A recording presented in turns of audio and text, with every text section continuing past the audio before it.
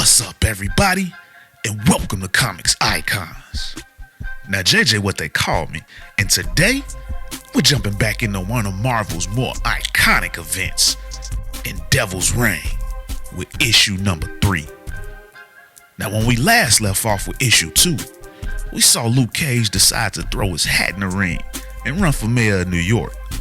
We also saw current mayor Wilson Fisk cut off the finger of the Purple Man in order to gain more influence. In addition, we saw Ben Reilly's Spider-Man get arrested by the Thunderbolts, and Otto Octavius use Reed Richards' interdimensional gate to summon alternate versions of himself. Man, I know, right? Crazy stuff. So if you like me are wondering how these heroes about to get up out this jam, let's get it. Now when issue number 3 picks up, we get a now imprisoned Ben Reilly Spider-Man who's all battered and bruised, and he's being interviewed by a couple of them popos. As one of them chimes in, "Alright buddy, I'm only gonna ask one more time. What's your name?" And Ben's like, "Chinese Spider-Man?" And his female partner is like, "Why don't we just fingerprint him?"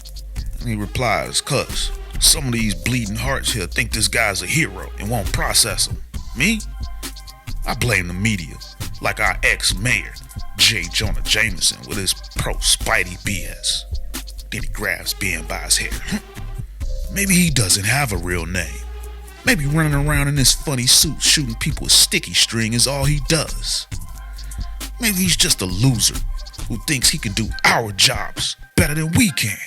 Some joker who doesn't have anyone to answer to, doesn't have any of our training.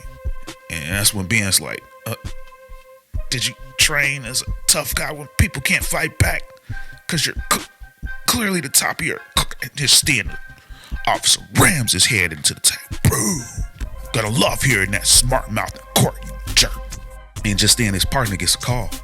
What? We're in the middle of, wait, who?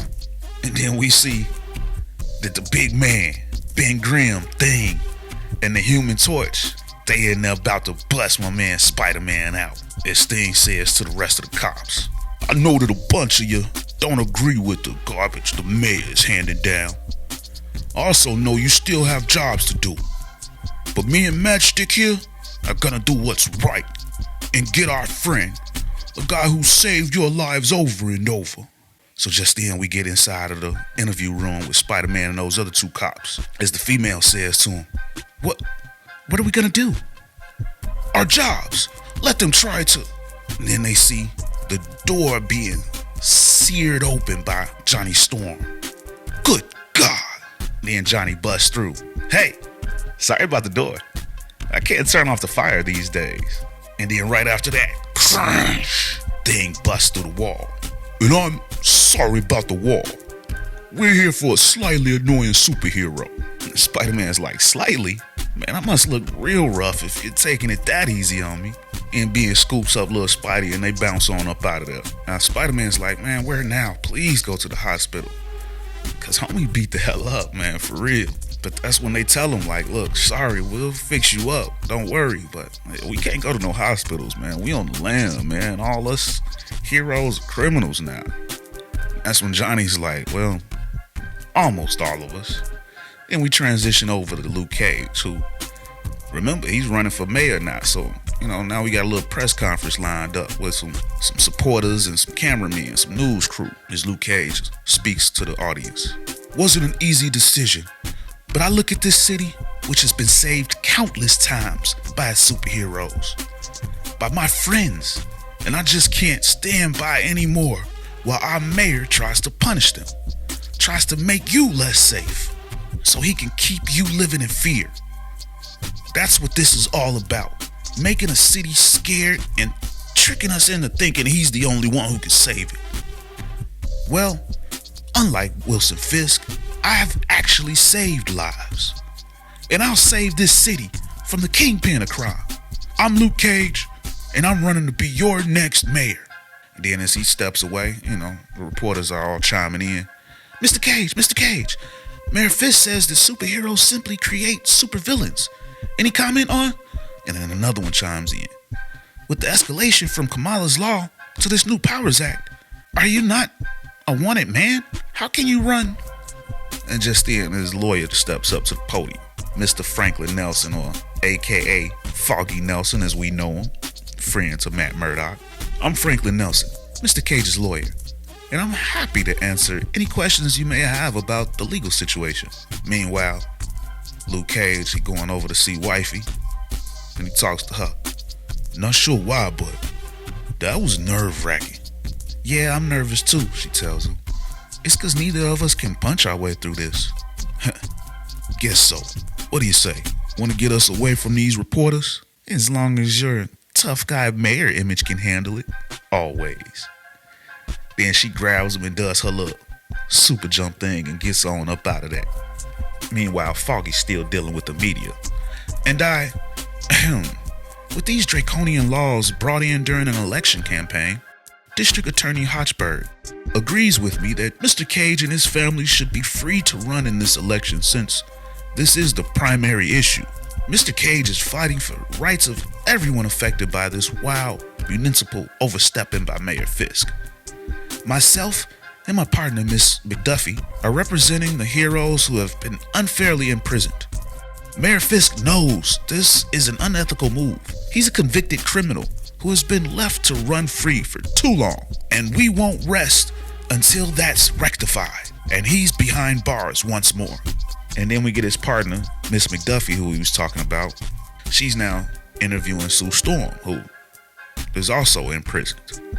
And she tells Sue, we don't have a trial date yet, but the Myrmidon is adding an assault charge to both you and your husband, Miss Storm. It's just Sue, Kirsten. And this is preposterous. Reed and I were defending ourselves. It's clearly a vendetta, Kirsten says to her. Getting Fisk out of the mayor's seat will go a long way to overturning this.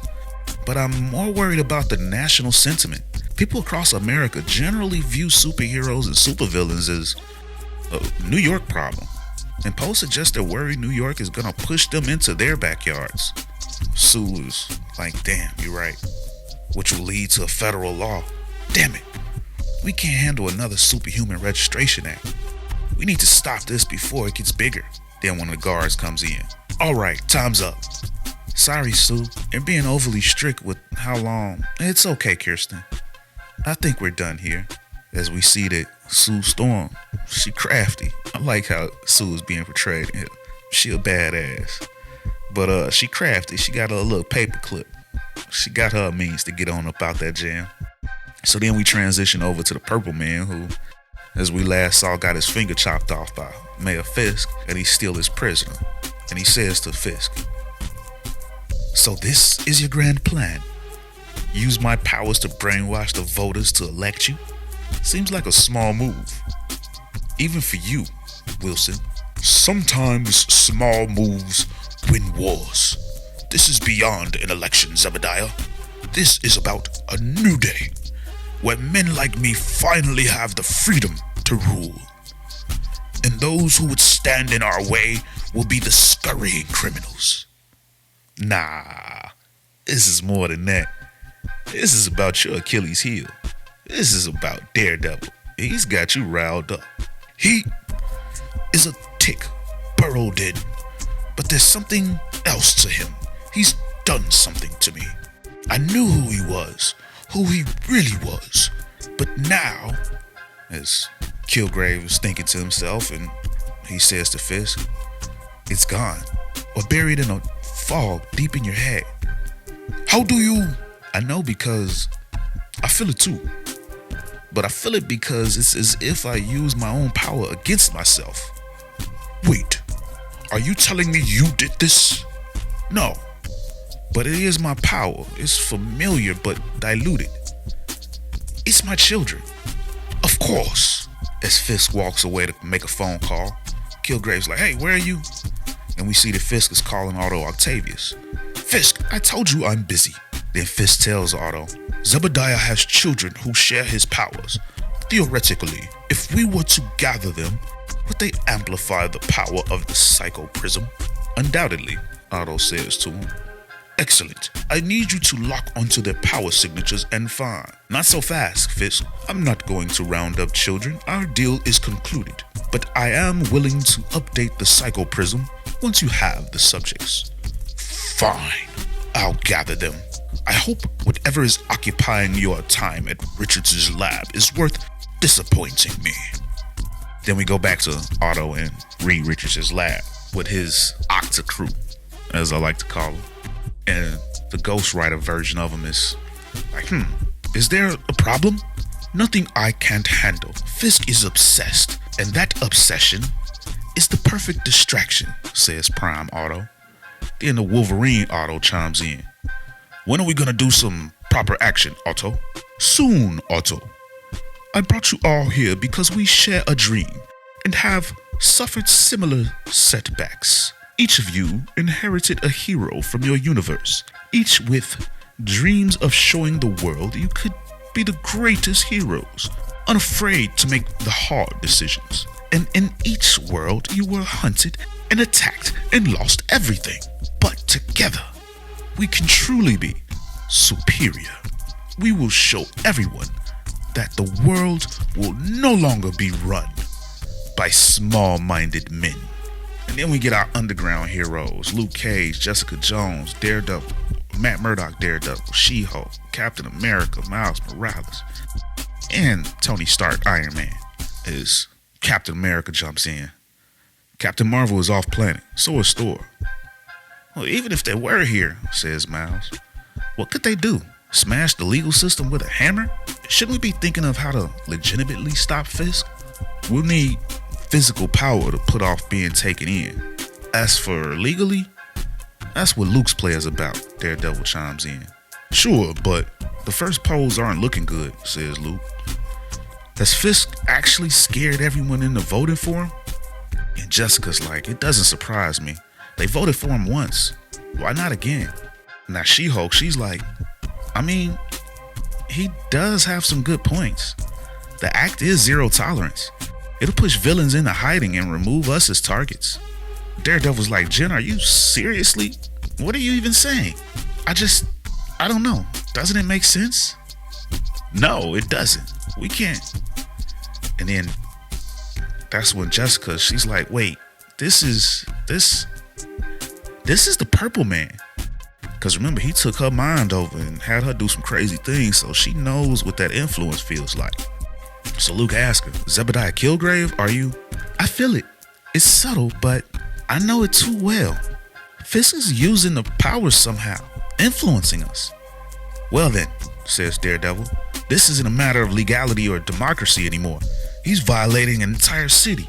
We need to take him down, by any means necessary. Cap's like, I don't. We need to be certain. If we're wrong, and Daredevil's like, I know Fisk, he's doing this. We head out tonight and remove him from office. With or without you.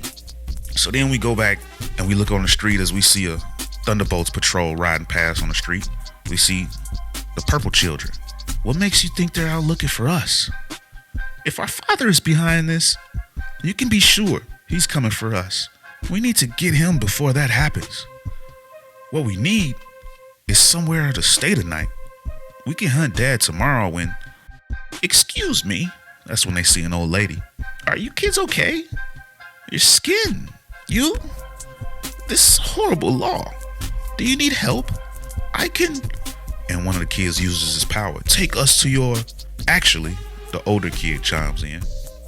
We do need help. A place to stay tonight if it's all right. Of course. I just live a few blocks from here. It's not big, but... And they follow her to her home. And now the younger kid, the one that tried to use his powers on the lady, is like, Joe, what are you doing? We can just make her do what we need. And Joe's like, I know, but she asked if we needed help. We spend so much time forcing people to do things for us. We should, embrace when people want to generally help us. Nah, I don't like it. We can't leave anything to chance, especially when we're on our way to kill our father. Then we get our Underground Avengers on the roof of City Hall. It's now they trying to go after Fisk after they heard all of the Killgrave stuff. I'm not entirely sure this is the best plan, says Cap. Daredevil's like, Fisk has been spending his nights at City Hall since his penthouse and mansion were compromised. Yeah, I understand that, but after we get to Fisk, what then? And She-Hulk's like, we hold him until we can get evidence of the Purple Man's involvement.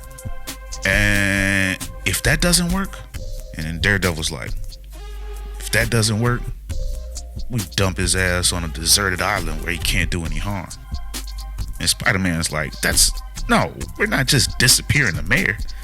Even if he is, kid, we're criminals now. Our entire vigilante situation is that we sometimes have to go to places where others can't. Or, wait, something's about to, and just then, boom, smash, as we see the Octa-Hulk bust through City Hall and attack the heroes.